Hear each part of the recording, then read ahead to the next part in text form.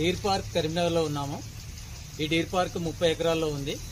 దాంట్లో జింకలు, ముఖ్యంగా జింకల పార్క్ అంటారు దీన్ని. జింకలు ఎక్కువ ఉన్నాయి, అంటే ఒక 100 వరకు జింకలు ఉంటాయి. ఆ జింకలు కూడా 3 రకాలు ఉన్నాయి.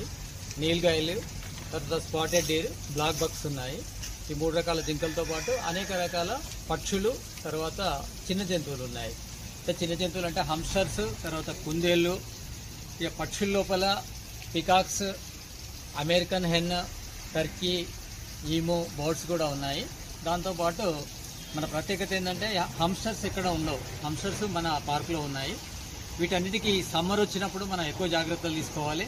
క్లీనింగ్ చేసే ప్రాసెస్ చేస్తూ ఉంటాము సమ్మర్లో ప్రత్యేకంగా.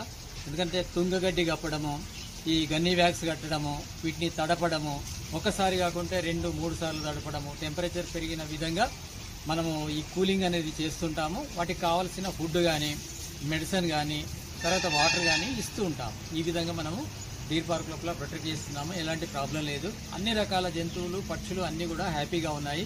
ఎలాంటి డిసీజ్ లేకుండా, ఎలాంటి ప్రాణహాని.